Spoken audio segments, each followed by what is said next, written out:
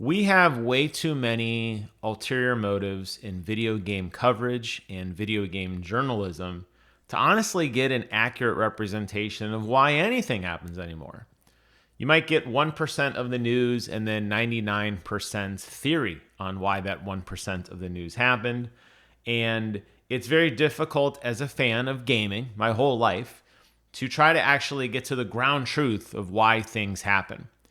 The ulterior motives are usually linked to either money or jealousy or some sort of, usually something negative. And I did do a video sometime in the past on my channel talking about how I was going to start getting away from the negativity, despite them being my highest viewed videos where I talk about why something is really bad or a game is dead.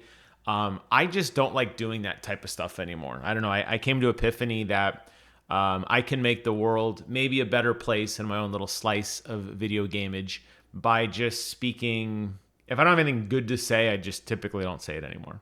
That's why you're not going to see me do a review of Aliens Romulus, because it sucked. But Concord is really, really shocking me right now.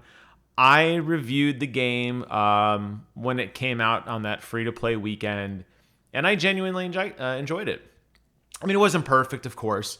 There were some balancing issues, and there were some characters that seemed to have kind of stupid abilities, and it was an emphasis on this, like, build your own party system that wasn't really entirely clear. The time to kill was too fast, whatever, right? Things that all could be fixed. It wasn't a perfect game, but objectively bad game? No, not even close. I would say a pretty one. The graphics were amazing. The gunplay was some of the best. It definitely you could tell that the roots of like that original Halo, that old school Bungie feel was injected into the DNA of this game. And I liked it for that. And the menus were snappy and fun and vibrant. And yes, it was a knockoff Guardians of the Galaxy type cast of crew, and I wasn't really invested too much in the story, but it was a shooter. You don't really have to be invested. I mean, how invested am I in X Defiant? I play it every day. I don't really care, right? But boy, oh boy, did this game drop off the radar so fast. It launched, and it is less than 700 concurrent players on Steam. It is going to be one of the biggest flops ever. It's being compared to Suicide Squad and Gollum and other less desirable video games that had the entire marketing force of the entire world, the Sony empire behind them, pushing them forward, and they just couldn't get it done. And it's sad because, you know, Sony's going to lose a lot of money. It's sad because a lot of people are probably going to be laid off for this. But it's not my job as a fan to, you know, buy something just out of sympathy. There's zillions of games on Steam of companies trying to make it. There's zillions of YouTubers out there in the world who make videos every single day and just don't really seem to gain that traction. So I can't just be a charity case for everyone. I obviously have a life to live and everything like that. So I'm not just going to buy it out of pity. Not that I think anybody would expect me to, but I do show sympathy for these guys and seeing them getting absolutely shredded online. Oh my God, the comments are vicious. And there's a lot of reasons to point to why this game probably could have been better received. I think it got branded very early on as being a woke game. And I think that negativity instantly hurt them. You've seen that really with Disney movies lately. A lot of people say, oh, Disney has become a woke company. And as a result, that news, whether it's true or not or misconstrued, does ultimately lead to a lower bottom line. And Disney is hurting. Disney's entertainment division is hurting. You know, like the live action Little Mermaid movie, not well received. A lot of the other newer Disney animated movies, not very well received because they felt that there was too many diverse characters and it was diverse for diverse's sake and just all the wokeism things you hear. And I've heard all of those criticisms and more against Concord. characters having pronouns, characters being overweight, characters being ugly. I mean, I've seen it all. That's why I said I don't really contribute to this cesspool, because it does get really messed up really quickly.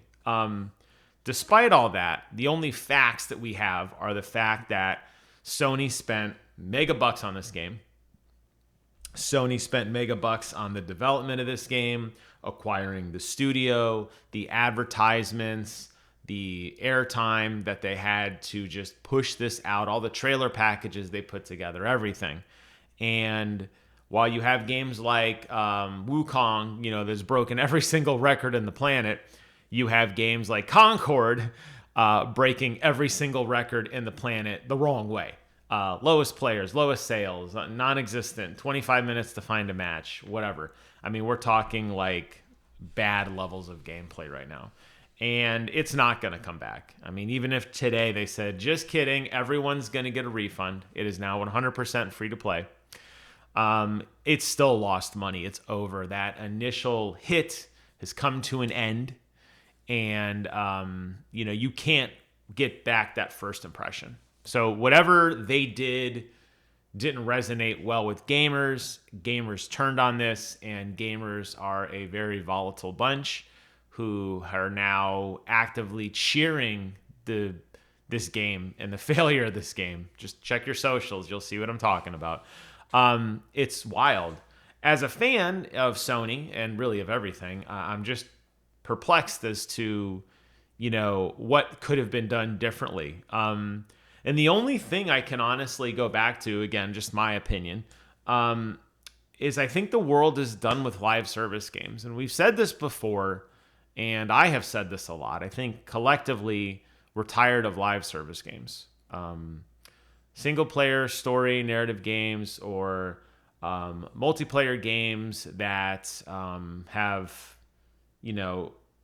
bounds. It's not like you have to log in every single day. I think people just get burnt out on that. I mean, even a game like Helldivers, which was probably the best live service game at launch in recent memory, ultimately couldn't keep that momentum going.